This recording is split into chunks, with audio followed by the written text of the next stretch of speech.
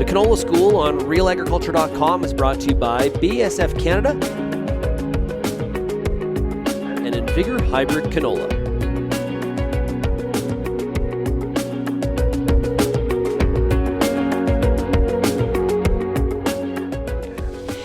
Hey, Kara Oosterhuis here with RealAgriculture.com. I'm back here today with another Canola School episode, and I have here with me Leighton Blashko, who is with BASF. How's it going today? It's going really well. Now, I asked Leighton before we started here if he'd be okay in this crouching position, and you said...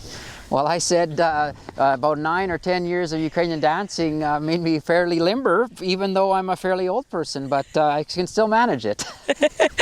So we're here today to talk about fall weed control. We're kind of on the edge of a field here. However, of course, as you know, you're going to be walking your fields, checking the whole thing. But it's October, but that does not mean it is not time to look for your weeds. Do you want to elaborate on that, Leighton? Yeah, I think we're still getting calls from producers. You know, a lot of guys are wrapping up harvest or have wrapped up in the last couple of weeks, and they're surveying their fields. Maybe when they're doing some fall residue management, if they're doing some heavy harrowing, for example, they're seeing some patches of weeds. Or if they're just surveying their fields, you know, from scouting them from a vehicle, they're looking at the edges of the fields. They're seeing what is out there, or they remember what they had from the swather or from the combine or from the grain cart, and they're making notes, or sometimes they're mental notes and sometimes they're actual record keeping where they have records of this field has this particular weed, that field has those particular weeds. So we're still getting questions right now, and I think there's still some time to make some management decisions about some of these weeds. Okay, so what are some of the management decisions you're going to be looking at? Well, basically, at this time of the year, you know, in large parts of Western Canada, we still have not had a killing frost. And without a killing frost, there's still a window of opportunity to apply some post-harvest herbicides. So it's a good time at this time of the year to look at some, for example, some perennial weeds. So, you know, a plant like this, we've got a Canada thistle plant here. There's also some grasses. You can, if you want to think like a plant and think about at this time of the year, plants maybe don't have as lush and big leaves as they did in the middle of the summer when they were putting on vegetative structures. They are thinking, well, the sun is at a certain place in the sky, the days are getting shorter, the nights are getting colder, maybe soon we're going to have a frost. Plants are, I often want people to think like a plant and determine what would that plant be doing. So when they're thinking like that, they would assess that these plants are wanting to put their resources to their roots. Especially when we talk about the perennials, like this Canada thistle, it wants to survive for many more years.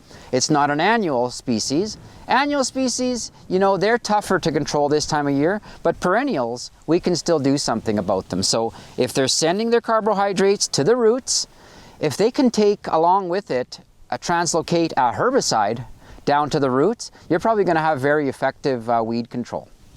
Now, when considering herbicide resistance as well, how does fall weed control play into that? Yeah, I think that's a really good question. I think herbicide rotation and herbicide resistance or weed resistance should become part of the question anytime you're making a decision about weed control, and fall would be no different. It actually opens up some avenues for you. There's certain choices of herbicide that if you're going in crop, they wouldn't be selective, so they wouldn't be able to be used. Now, when you have just a stubble and you're not having to worry about the selectivity or the safety on the crop, you've got a wider window or a wider breadth of scope of products that you can choose. So, you know, your shopping cart can have many more options in it, if you will. And how does controlling some of these weeds in the fall help you going forward in the spring? Well, I think there's a couple of things. First of all, I find that fall weed control sets you up in that you've got good control. If the weeds are still there and they're still translocating the herbicide, they're going to have a better control because they're putting their energy to the roots than if they start in the spring when they're trying to grow outward and upward. Your control is just going to be better, but also it's a time saving. If you can manage some time, maybe it's easier to do spot spraying now because you can see where they were, rather than when they're really tiny, it's really difficult to see. So time savings and then overall control, I think, can be some of the benefits of fall time for the strategy of using fall weed control. And likely heading into the spring as stand establishment becomes important as well.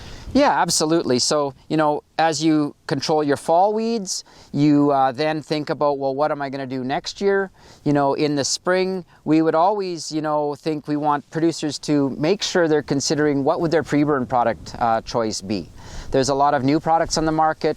We want to make sure that you're looking at rotation of those. What's your weed spectrum? What are the conditions around application? What did you use in the past? What did you have success with?